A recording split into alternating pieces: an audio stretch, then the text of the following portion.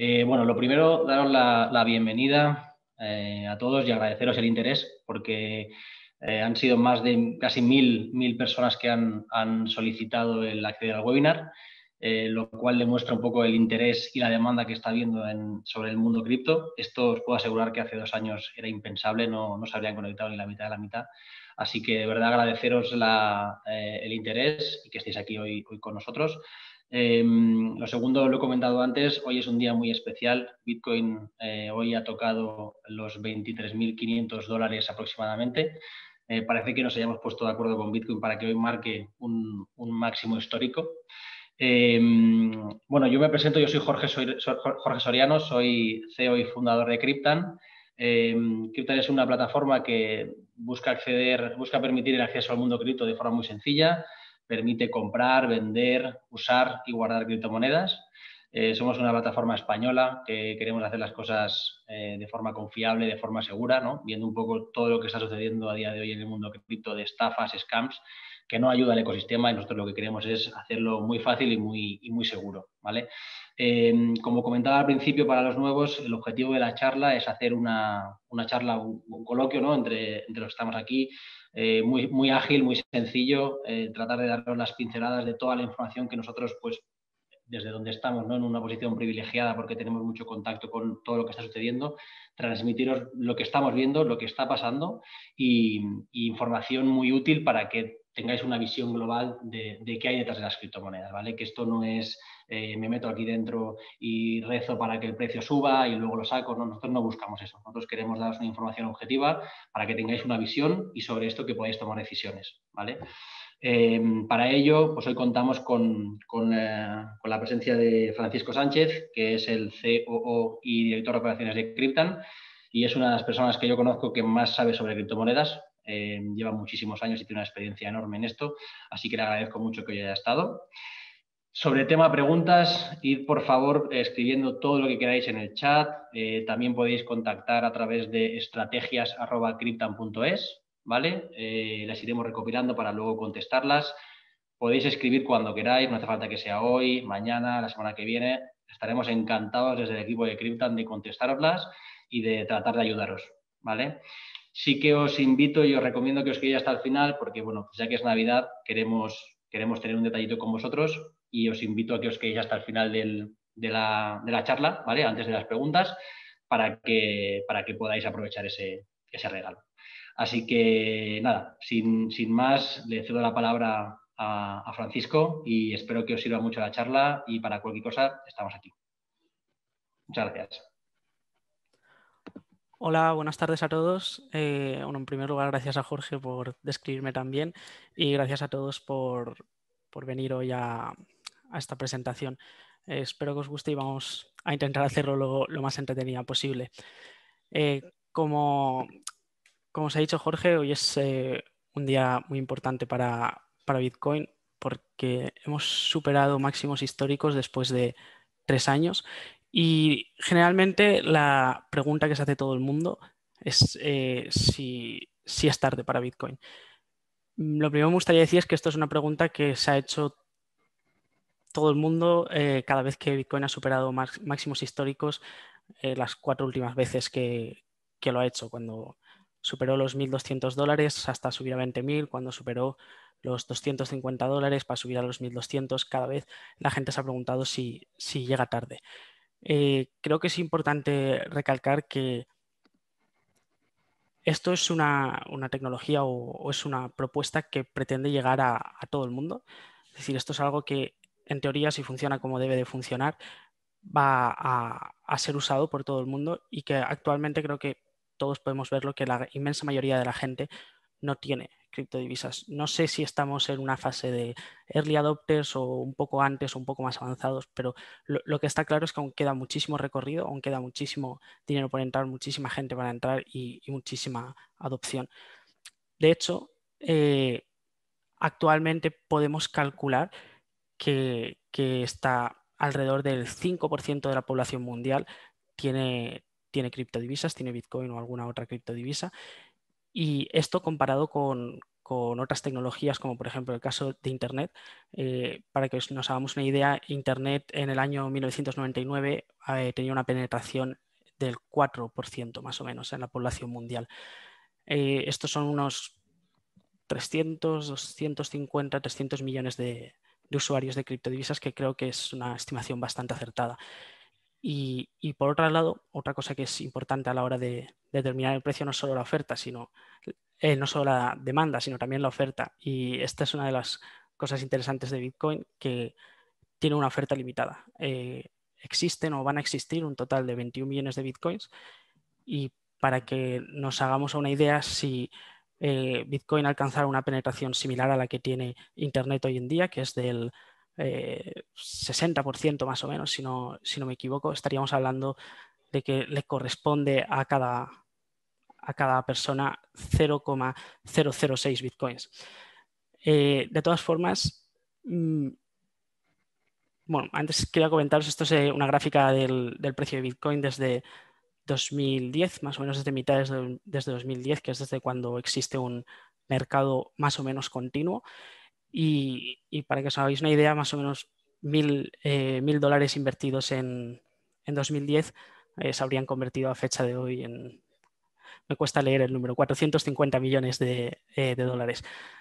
Obviamente esto no significa que si tú inviertes ahora $1.000 puedas ganar 450 millones de dólares, y de hecho tampoco me gustaría que centrásemos la charla sobre el dinero que se puede ganar o dejar de ganar, porque como antes decía Jorge, creo que para cualquier persona que esté metida en la industria, que esté integrada, esto no se trata de ganar dinero, que está bien, es una parte de ello, pero se trata de participar en algo que creemos que es importante y que creemos que tiene la posibilidad de cambiar cómo funcionan las cosas.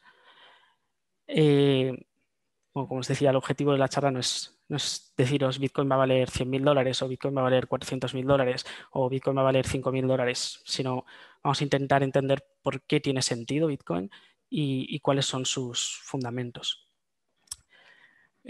Para eso creo que lo más importante es saber qué es Bitcoin.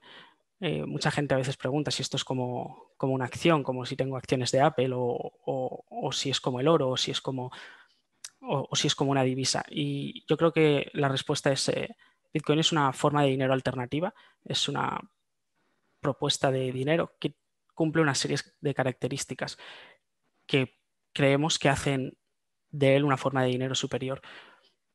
Pero antes de entrar a describir Bitcoin o las criptodivisas, me gustaría hacer una pequeña introducción de qué es el dinero. ¿Vale? Entonces vamos a intentar hablar de qué es el dinero, cómo ha cambiado el dinero a lo largo del tiempo, cuáles son sus características, y vamos a intentar preguntarnos si funciona o no funciona el sistema que tenemos actualmente. Y por último ya introduciremos las criptodivisas y si estas pueden ser una forma de dinero viable.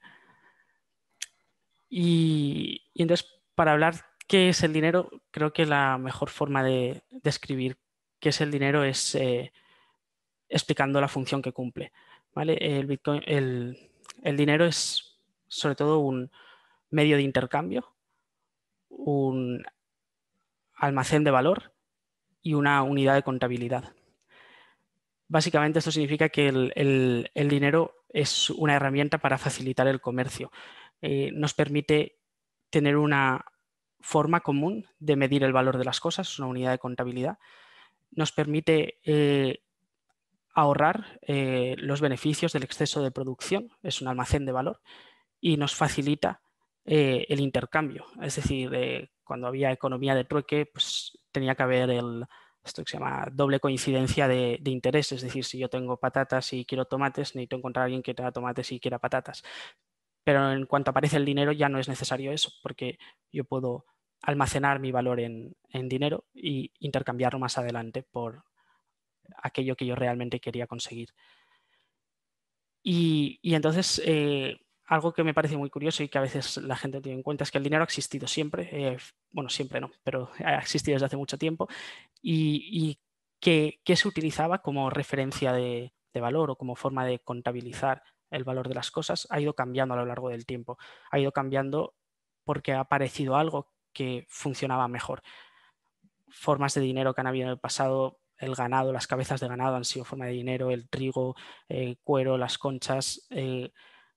También han habido metales no preciosos y metales preciosos. Y finalmente llegamos a la historia más reciente, que es el oro, hasta hace unos años, hasta hace 50 años. Y en los últimos 150 años las divisas fiduciarias o el dinero fiat, del que evidentemente el rey o el referente es el dólar. Y hablando de las características del dinero, ¿por qué una forma de dinero es superior a otra o por qué una forma es mejor que otra? El dinero básicamente tiene que cumplir o necesitas fijarte en ciertas características, como son la durabilidad, cómo se conserva a lo largo del tiempo, la portabilidad, la capacidad de transportarlo, la fungibilidad o intercambiabilidad, que es la capacidad de que una unidad sea igual a otra unidad. Es decir, si yo tengo un euro en el bolsillo, es interesante que mi euro en el bolsillo sea igual que tu euro en el bolsillo, que no haya diferencia entre unidades iguales. La capacidad de comprobar que es auténtico o que no se puede falsificar, la capacidad de dividirlo, su escasez o la cantidad de oferta que hay. Y bueno, por supuesto, otras cosas que tienen influencia es la historia que tienen, cómo de establecido está esa forma de dinero. Y esto lo quería enlazar con el hecho de que la referencia de valor mundial ha ido cambiando a lo largo del tiempo. Esto es algo que ha ido pasando toda la historia y seguirá pasando, y creemos que va a pasar con el dólar. De la misma manera que la moneda española fue la moneda de referencia mundial durante la época tras el descubrimiento de América, de la misma manera que la libra inglesa fue como referencia en 1800, durante el siglo XIX. Básicamente estos cambios se han producido por cambios geopolíticos o por cómo han cambiado las estructuras de poder en el mundo. Básicamente, la referencia de valor ha sido siempre la moneda del imperio más importante o el reino más importante durante esa época.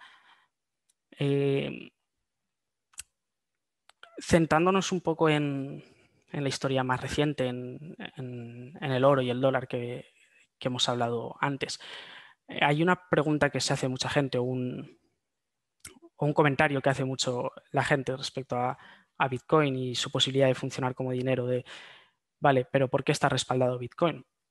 Porque la moneda o los euros o los dólares están respaldados por oro. Y es que no sé hasta quién de vosotros lo sabrá o quién no lo sabrá, quién estará más o menos enterado, pero mucha gente aún piensa que las monedas que utilizamos en el día a día su valor está respaldado o basado en el oro. Sin embargo, esto no es cierto desde hace bastante tiempo. En el siglo XIX había un patrón bimetálico en el cual se tenía tanto referencia como el oro como la plata, y más o menos después de creo que es después de la Segunda Guerra Mundial es cuando el dólar se convierte en la referencia de valor mundial, porque este estaba respaldado por oro. Es decir, el dólar estaba respaldado por oro, era intercambiable, no sé los números exactamente, pero cada dólar era intercambiable por cierta cantidad de oro. Y entonces, tras la Segunda Guerra Mundial, en los acuerdos de Bretton Woods, o al final de la Segunda Guerra Mundial, en 1944, es cuando se establece que la referencia de valor, lo que va a respaldar el resto de divisas, es el dólar, porque el dólar está respaldado por oro. Sin embargo, más adelante en el tiempo, después del desgaste económico que tiene Estados Unidos por la guerra de Vietnam y por distintos programas sociales, el gobierno de Estados Unidos se da cuenta de que le falta, que un patrón oro le quita flexibilidad. Es decir, no puede gastar tanto como necesita gastar para si necesita mantener el patrón oro. Y entonces es cuando finalmente en el año 71 se abandona el patrón oro. los dólares dejan de ser intercambiables por oro. Cualquiera puede comprar y vender oro con dólares, pero la Reserva Federal o el Banco Central americano ya no garantiza que por cada dólar tú puedas intercambiarlo por cierta cantidad de, de oro. Y entonces, ¿qué es lo que pasa desde entonces? Lo que pasa desde entonces es que una vez ya no existe la limitación de cuánto oro tengo para cuánta moneda puedo imprimir, básicamente se empieza a imprimir mucha moneda para poder financiar las operaciones del Estado. Básicamente la oferta en circulación de dólares desde el año 71 hasta hoy en día se multiplica por 30, 40. Algo parecido pasa con la oferta de euros, que obviamente antes no existían euros, pero se puede hacer una equivalencia de lo que eran las monedas nacionales de los países que ahora forman la zona euro y lo que es ahora el euro. Básicamente, como podéis ver aquí en las gráficas, se comportan de manera similar. Eh, ¿qué consecuencia tiene esto? Es decir, se está imprimiendo dinero, pero ¿a dónde va a parar este dinero? Y precisamente en a dónde va a parar este dinero, creo que es donde está la importancia de por qué esto no es la solución más correcta. Aquí en este gráfico se ve una comparación de lo que es el Producto Interior Bruto a nivel global y, y el valor de los activos financieros. Como podéis ver en este gráfico, hay una desconexión entre el crecimiento del Producto Interior Bruto, de la economía real, de la riqueza real y el valor de los activos financieros. ¿Cuál es el problema de esto? Que beneficia a un grupo muy específico de la población porque intentándolo simplificar al máximo, alguien que no tiene ahorros, su exposición a los mercados financieros es cero, mientras que alguien que tiene cientos de millones, su exposición a los mercados financieros es prácticamente total.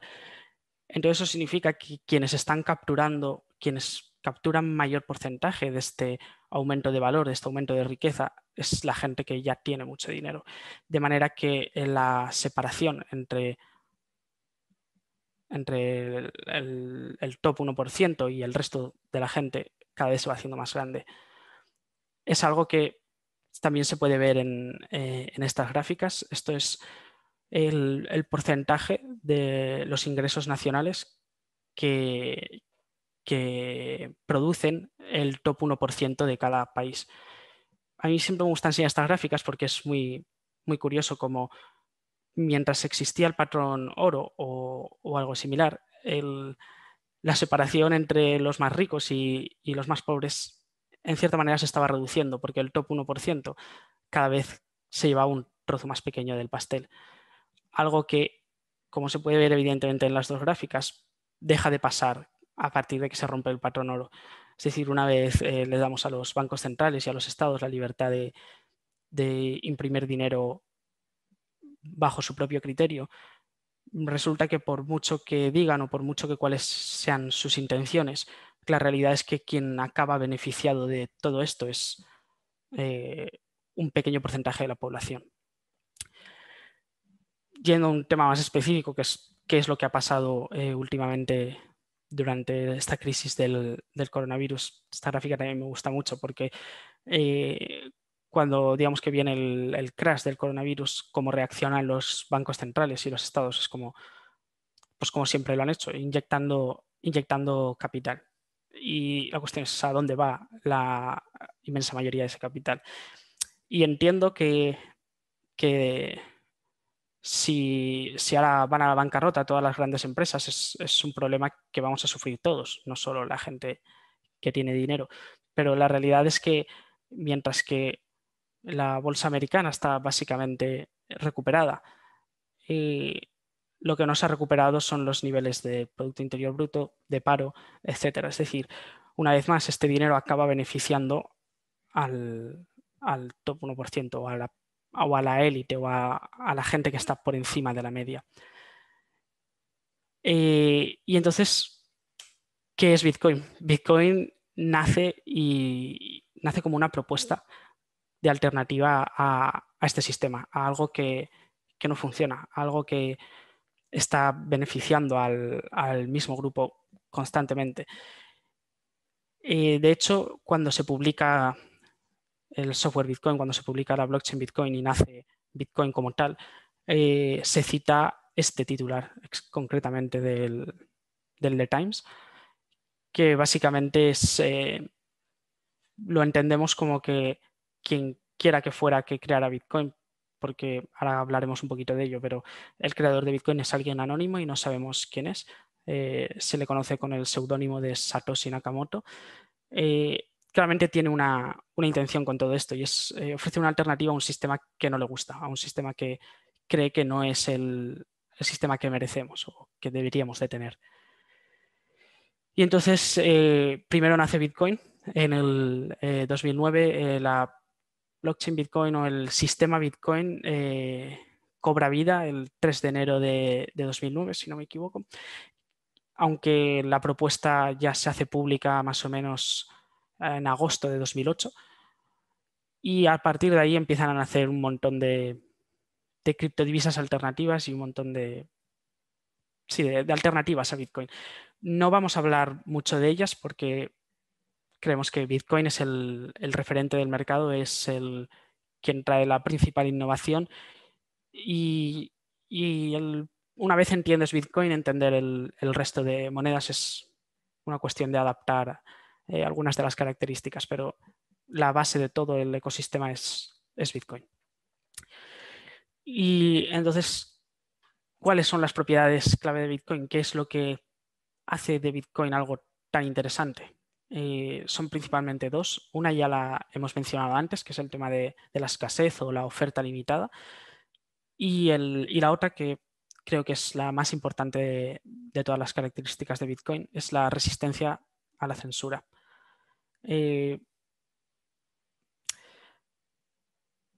¿Qué significa que es resistente a la censura? Que es resistente a la censura significa que dos cosas principales. Una, nadie puede parar a Bitcoin.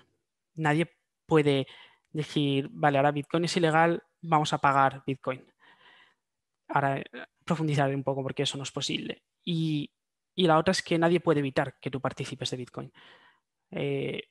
Podrán ponértelo complicado, pero en última instancia nunca nadie va a poder evitar que tú participes. Entonces, ¿por qué esto es posible? Esto es posible porque Bitcoin utiliza una herramienta que estoy seguro de que si habéis oído hablar de Bitcoin, lo habéis oído hablar alguna vez, que es la descentralización. ¿Vale? ¿Qué significa que Bitcoin es descentralizado? Básicamente significa que no hay un servidor central de Bitcoin, no hay de la misma manera que cuando yo accedo a una página web, estoy accediendo a un servidor que está físicamente localizado en un sitio. Esto no pasa con Bitcoin, es una red P2P. No sé si habéis escuchado alguna vez Emule o BitTorrent o esta clase de servicios de descargas, en los cuales cuando tú estás descargando un archivo, no lo estás descargando de un servidor central, lo estás descargando de toda la gente que tiene ese archivo y participa de la red. ¿Vale? Y luego la otra cosa maravillosa de Bitcoin es que no hay una entidad central, no existe la empresa Bitcoin y sí que existe un creador de Bitcoin, pero es una persona anónima que desaparece del mapa. Empieza a desaparecer ya en 2010 y finalmente en 2011, creo que a principios o mediados de 2011, es su última comunicación. Es decir, Satoshi Nakamoto, probablemente porque reconozca que estar presente en el ecosistema es un riesgo para Bitcoin, desaparece. Y se ha intentado saber quién es, ha habido mucha gente que ha reclamado ser Satoshi, nadie lo sabe y probablemente no lo sepamos nunca. ¿Y qué significa que nadie puede evitar que participe? Es decir, un país podrá hacer ilegal Bitcoin, pero precisamente porque vivimos en un mundo conectado y gracias a esto, nadie puede evitar que tú participes de la economía Bitcoin. Nadie puede evitar que yo trabaje para alguien y cobre en Bitcoin. ya sea mi vecino o ya sea alguien de otro país donde sí que es legal tener Bitcoin. Esto ocurre en muchos países. De hecho, sí, voy a contar aquí una pequeña anécdota, pero el motivo por el que yo conozco Bitcoin y entro en el ecosistema Bitcoin es porque tenía una página web allá en 2014, más o menos, y necesitaba ayuda para mantener la página web, para atender a los visitantes, community management y ese tipo de cosas. Y yo tuve un empleado o tuve un colaborador venezolano y la única forma o la forma más óptima de hacerle llegar dinero, de pagarle por su trabajo, era a través de Bitcoin. Y nadie podía parar eso. Nadie puede evitar que ese chico haga un trabajo y yo le pague en Bitcoin. Y en ese momento forma parte de la economía Bitcoin. Em, la otra gran propiedad de Bitcoin es su escasez. Es que tiene una oferta limitada y tiene un calendario de emisión que es conocido previamente por todos los participantes. En total existirán 21 millones de bitcoins. A día de hoy hay 18.770.000 bitcoins.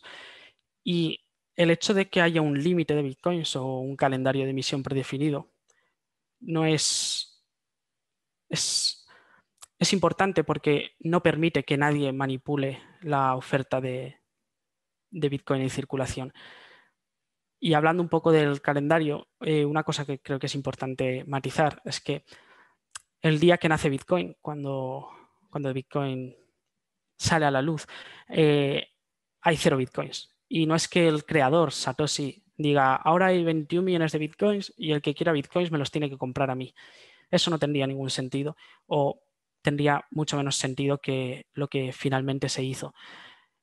El día que nace Bitcoin, hay 0 Bitcoins y se establece un calendario de emisión.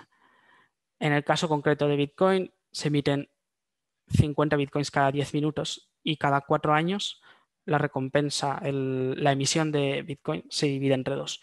De forma que en 2013 se dividió a 25 bitcoins cada 10 minutos, en 2017 se dividió a 12,5 y ahora recientemente en mayo de 2020 se dividió a 6,125. No son 4 años exactamente, pero es aproximadamente 4 años. Y esto seguirá pasando hasta hasta que llegue a 21 millones de bitcoins, aunque básicamente la emisión tiende a cero hasta que finalmente es tan pequeña que ya no continúa.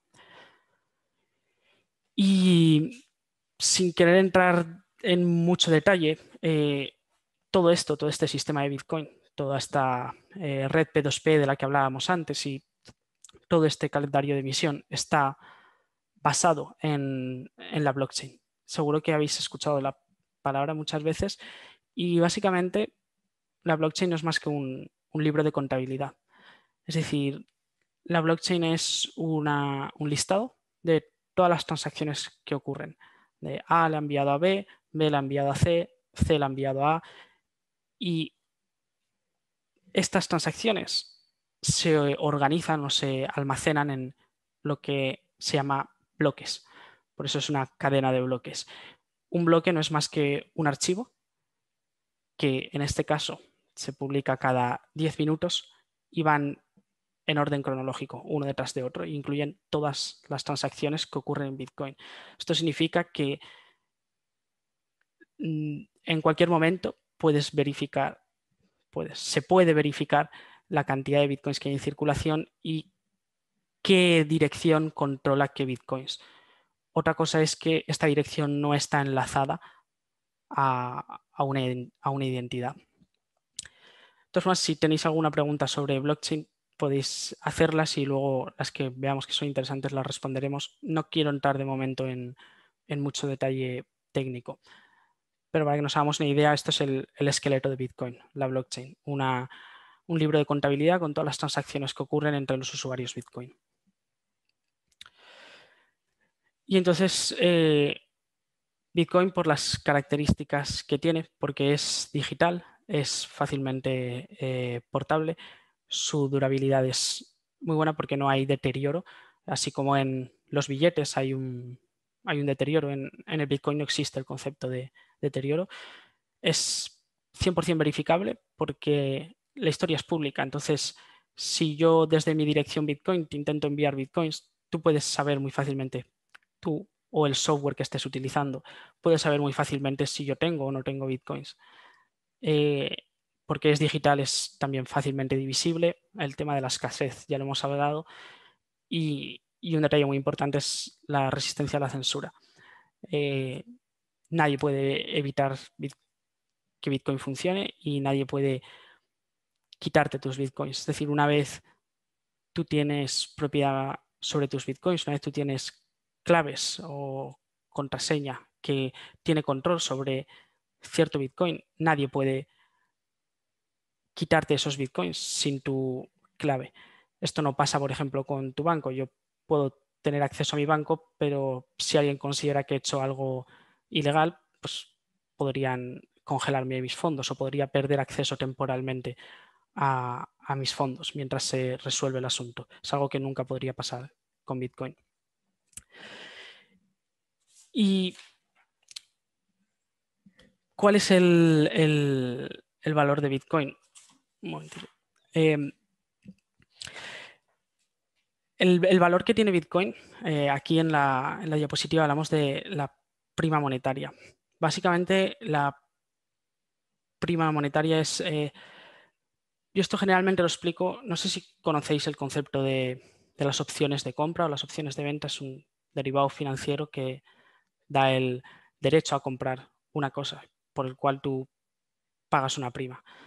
¿Vale? Al final, el valor que tiene Bitcoin ahora, lo que viene a representar es la probabilidad que cree la gente que tiene de que esto finalmente funcione y que esto dentro de 20 años efectivamente sea una referencia de valor a nivel relativamente global. Y lo que es más importante, cada día que pasa, mayor es esa confianza en que eso termine pasando. Porque cada día que Bitcoin sigue funcionando, que nadie puede parar Bitcoin, que Bitcoin no tiene ningún fallo, simplemente aumenta las probabilidades de que finalmente Bitcoin se convierta en una referencia de valor. Y esto es el motivo por el que yo personalmente creo que el precio al que compras Bitcoin hoy en día no es tan importante. Que te comprar a 10.000 o 5.000 o 25.000, no hay mucha diferencia. Si esto funciona, estamos hablando de, de algo mucho más grande de lo que es ahora. Ahora es diminuto comparado con lo que podría llegar a ser si funcionara. Y hecha esta pequeña introducción a qué es el dinero, qué es Bitcoin, vamos a intentar hablar un poco de qué es lo que está pasando ahora en Bitcoin, quién está participando de Bitcoin y creo que esto es relativamente emocionante, especialmente viendo las consecuencias que está teniendo en el mercado. Algo que creo que es importante comentar y que probablemente todos hayáis oído hablar de ello es el tema de MicroStrategy. ¿Vale? MicroStrategy es una empresa que cotiza en el Nasdaq, forma parte del índice SP 600, el Standard & Poor's 600. No entra dentro del famoso del 500, pero sí que entra dentro del 600. Es una empresa de inteligencia empresarial, análisis de datos. Eh, para que os hagáis una idea, es una empresa que tiene unos beneficios de unos 35 millones al año. Es una empresa muy grande, una empresa de 2.400 empleados. Y esta empresa en octubre decide invertir una parte muy importante de sus assets en Bitcoin. De hecho, a principio de 2020 tiene 920 millones en assets y en octubre, después de verano, deciden invertir una parte muy importante de ellos en Bitcoin. Además, citan como motivo para hacer esto algo que creo que es muy evidente. Uno son los bajos intereses que dan por tener cash, por tener dólares. Otro es la debilidad del dólar y el último son la situación macroeconómica. Es decir, esto es gente que se dedica al análisis de datos, a la inteligencia empresarial, que se da cuenta que Bitcoin es algo que tiene potencial de convertirse en algo mucho más grande. De hecho, ahora en diciembre, hace unos días, se ha hecho público que están en proceso de, bueno, creo que ya lo han cerrado, han levantado 650 millones en obligaciones preferentes convertibles, que personalmente no sé exactamente cuáles son las características de ese producto financiero, pero la cuestión es que quieren comprar más Bitcoin. No tienen suficiente con lo que han comprado hasta ahora. Eh, Otra empresa que creo que es interesante hablar es Square. Square, uno de los fundadores es Jack Dorsey, que es el fundador de Twitter. Es una empresa de servicios financieros y tienen una aplicación tipo Bizum para envío de dinero entre personas que recientemente también funciona para empresas, para recibir pagos para empresas y que también hace un par de años creo que fue, empezaron a vender Bitcoin a través de su aplicación que se llama Cash App. Eh, en el tercer trimestre de 2020 han vendido 1.600 millones de dólares en Bitcoin, lo cual es una cantidad muy grande, y han decidido invertir parte de sus ganancias, más o menos el 1% de sus assets, en comprar 4.800 Bitcoin. Y también citan como motivos el potencial de que Bitcoin sea una reserva de valor, una referencia de valor relevante en el futuro. Otra empresa importante que creo que hay que hablar es Grayscale. Grayscale básicamente lo que ofrece es ofrece la posibilidad de tener exposición al mercado de activos digitales a través de títulos de valor tradicionales. Esto tiene una ventaja especialmente para los americanos, y es que puedes tener en tu plan de pensiones, puedes tener productos de Grayscale. Esto causa que, como es más fácil comprar un producto de Grayscale como GBTC, que cotiza en los mercados alternativos, el precio de un Bitcoin a través de GBTC es un 25% más alto que el mercado spot, algo que evidencia la demanda de esta clase de productos. Siempre desde su incepción, GBTC, este producto es un Exchange Traded Note, creo que es ETN, creo que es exactamente el tipo de producto que utilizan. Siempre ha tenido un premium sobre el mercado, y obviamente hay mucha gente interesada en hacer arbitraje, es decir, hay gente que se dedica a comprar Bitcoin, crear más unidades del ETN de GBTC y venderlos en el mercado para capturar esa diferencia de precio. Y aún así, nunca se ha conseguido llevar a cero esa diferencia de precio. Actualmente tienen 550.000 bitcoins, que son 11.200 millones de dólares al valor actual. Otra empresa de la que está seguro que habéis oído hablar es PayPal. PayPal ya ofrece en Estados Unidos la posibilidad de comprar Bitcoin y otras de las mayores criptodivisas. Después de anunciarlo esto, sus acciones se dispararon un 17%, lo que evidencia aún más el interés de la gente de tener exposición a este mercado. Y una persona que creo que es relativamente interesante hablar es Paul Tudor Jones, perdonadme mi pronunciación en inglés, que es un hedge fund manager. Su fondo creo que tiene alrededor de 8.000 millones de dólares bajo gestión, y él ha invertido personalmente un 2% de su patrimonio neto, que corresponde a unos 100 millones de dólares en Bitcoin. Y quiero hablar especialmente de esta persona porque creo que es importante destacar que no es una persona que, digamos, se haya dedicado a subirse al carro de cualquier cosa, que llega tarde a los sitios. Es una persona que es famoso porque fue extremadamente rentable prediciendo el Black Monday de 1987, y que también hizo muchísimo dinero en la crisis de Japón de 1990, en ambos casos apostando a la baja, entrando en corto, no sé exactamente a qué clase de activos, pero es alguien que tiene una mentalidad bastante contrarian que no se sube a cualquier burbuja.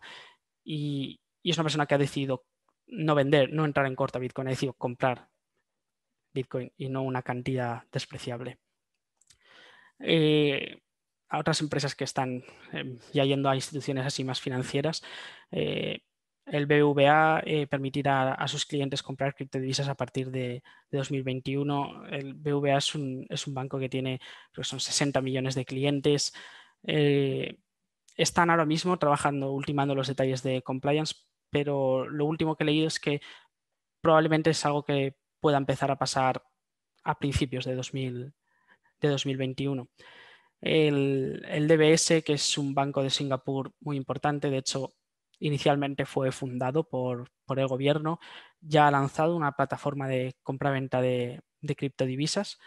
Es solo accesible para inversores acreditados, inversores institucionales, pero es una vez más instituciones tradicionales que están intentando capturar parte de este mercado.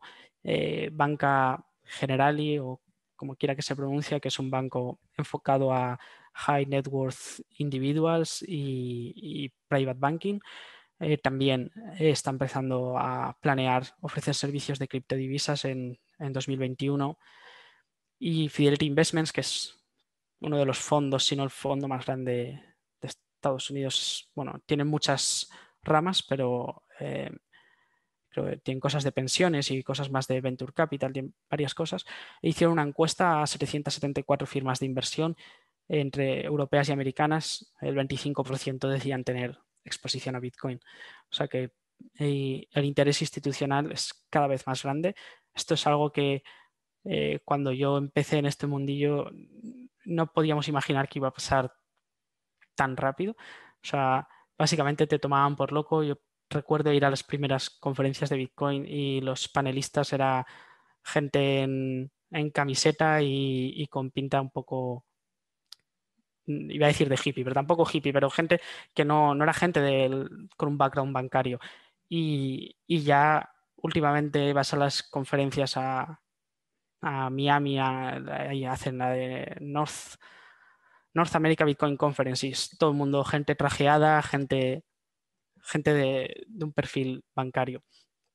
Y no solo son las instituciones financieras las que están diciendo queremos participar de esto, es que cada vez hay más marcas y cada vez hay más empresas, retailers, que venden al pequeño consumidor, que ven una opción tanto a nivel de marca, de marketing, como a nivel de que realmente empieza a haber un ecosistema en criptodivisas que puede tener una salida en gastarlos. Empresas como Burger King, no a nivel franquicia, sino en algunos casos específicos, aceptan Bitcoin. Microsoft lo estuvo aceptando durante muchísimo tiempo. Empresas que son relativamente conocidas. Y de hecho, en esta línea, justo hoy se ha anunciado, Cryptan tiene una plataforma para aceptar pagos en criptodivisas para las empresas, se llama Cryptan Pay, que permite a las empresas aceptar pagos en criptodivisas y recibir euros en su cuenta bancaria. Pues bien, hemos estado trabajando con Mirai, que es uno de los motores de reservas de hoteles más importante, y ya van a empezar a ofrecer lo han hecho público hoy, que van a ofrecer a los hoteles que trabajan con ellos la posibilidad de aceptar pagos en criptomonedas a través de Cryptan. De hecho, la noticia ha salido esta tarde o esta mañana y enseguida nos ha contactado algún hotel ya diciéndonos, oye, ¿cómo funciona esto? ¿Cómo lo vamos a poder hacer? Porque quieren participar de esto. Y ya más o menos llegando hacia el final, uno de los problemas que presenta la mayoría de gente es, pero ¿y cómo va a ser Bitcoin nunca un medio de pago o un almacén de valor con la volatilidad que tiene? Esto me lo dice mi padre todos los días, pero si Bitcoin un día sube un 10% y al día siguiente baja un 7%, vale, que Bitcoin es muy volátil es totalmente cierto. Que eso es un problema a la hora de almacenar valor y a la hora de ser un medio de pago es totalmente cierto. Pero la realidad es que Bitcoin, a pesar de todo lo que ha crecido, sigue siendo un mercado muy pequeño. yo creo que la volatilidad no es mala, significa que hay vida. Es decir, si todo el mundo se olvidara de Bitcoin no habría volatilidad. Y la volatilidad sirve para atraer a la gente. Y cuanta más gente se atrae, cuanta más gente participa y cuanto más hoteles acepten Bitcoin como medio de pago y más bancos custodien Bitcoin y cuanta más gente participe en la economía Bitcoin, esta volatilidad irá eh, suavizándose porque habrá más liquidez, habrá más interés y no podrá pasar las cosas que pasan hoy en día y las cosas que pasaban en el pasado, en las que Bitcoin subía un 30, 40, 100% en un día o bajaba X% en un día. Obviamente eso se va a ir relajando y ya se está relajando. Al margen de que la volatilidad está alta, no tiene nada que ver con 2010 o 2011 o 2012. Esto está mejorando mucho en ese aspecto. Y entonces la pregunta que queda ¿es Bitcoin una burbuja? Creo que es una pregunta relativamente complicada porque eh, evidentemente el valor que tiene Bitcoin hoy en día es la expectativa de que va a funcionar como tiene que funcionar. Pero eso no significa que sea una burbuja. Esto significa que la gente está empezando a notar el cambio y que la gente está empezando a preguntarse, oye, ¿es esto hacia dónde estamos yendo? ¿Es esto el futuro? Mm, Que si Bitcoin va a existir dentro de 50 años, al final es incierto, no lo sabemos. Igual de aquí a 10 años ha surgido una alternativa mejor o ha habido alguna clase de fallo y, el, y ha fracasado, de la misma manera que podría fracasar cualquier empresa. Pero si esto funciona, el valor que tiene ahora es nada comparado con lo que puede tener. Si esto absorbe los mercados que tiene que puede llegar a absorber, eh, estamos hablando de que queda muchísimo recorrido. Para que nos hagamos una idea, por compararlo, ya que el Bitcoin se habla muchas veces de que es una especie de oro digital, eh, para que Bitcoin tuviera una capitalización de mercado, no me gusta mucho el concepto de capitalización de mercado para las criptodivisas, pero si el valor de todos los bitcoins fuera el mismo que el valor de todo el oro sobre la superficie de la Tierra, estaríamos hablando de $400.000 por bitcoin. Si Bitcoin tuviera que sustituir al narrow money, que viene a ser algo así como el dinero líquido, el dinero tanto físico como en cuentas corrientes, estaríamos hablando de $1.700.000 por Bitcoin. Si comparamos la deuda mundial con el valor de todos los Bitcoins, estamos hablando que es 600 veces mayor. Si ya te metes al mercado de derivados, que es relativamente difícil estimar cuál es su tamaño real, estamos hablando de cosas del orden de 3.000 veces mayor. Eh, Esto no quiere decir que yo piense que Bitcoin o que yo os quiera convencer de que Bitcoin va a valer $1.700.000 mañana o dentro de 10 años o $400.000. Lo que quiero decir es, si esto es una propuesta, es un intento de sustituir al sistema actual. Y parece ser que cada vez más gente piensa que no estamos locos y que es posible que esto encuentre un hueco en el sistema actual. Estos son los tamaños del mercado que estamos hablando en el sistema actual. Y ya para terminar, os vamos a presentar un poco Cryptan exactamente qué es lo que hacemos y cómo estamos colaborando a que todo esto pueda pasar. Y para esto os voy a dejar con Jorge, que lo hará muchísimo mejor que yo. Luego responderemos a preguntas y muchas gracias por escucharme.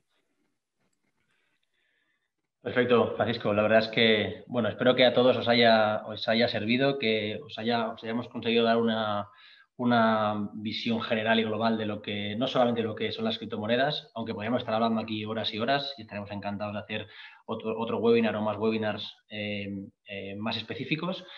pero bueno, creo que hay mucha información para que tengáis esa visión y hayáis podido entender un poco mejor de qué va esto, ¿vale? Sí que es verdad que acceder al mundo cripto cada vez es un poquito menos complicado, pero hasta ahora ha sido muy difícil, ¿no? Hay plataformas que te permiten hacer demasiadas cosas y no es accesible, no es sencillo ni registrarse y sobre todo hay muchas veces que hay incertidumbre, ¿no?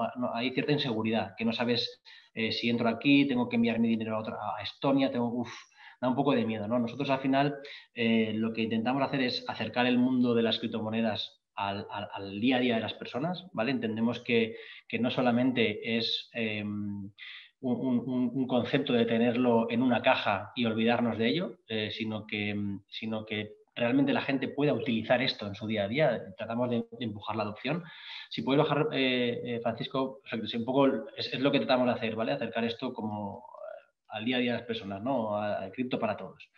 Entonces, lo que nos hemos dado cuenta es que esto tiene que ser muy sencillo, muy fácil y que la gente desde su móvil pueda comprar, pueda vender, pueda enviar a otras partes del mundo y sobre todo que pueda guardarlas de una forma segura. Entonces, básicamente lo que hemos creado es esta plataforma que es, como podéis ver, es muy sencilla. Os invito a todos que la probéis.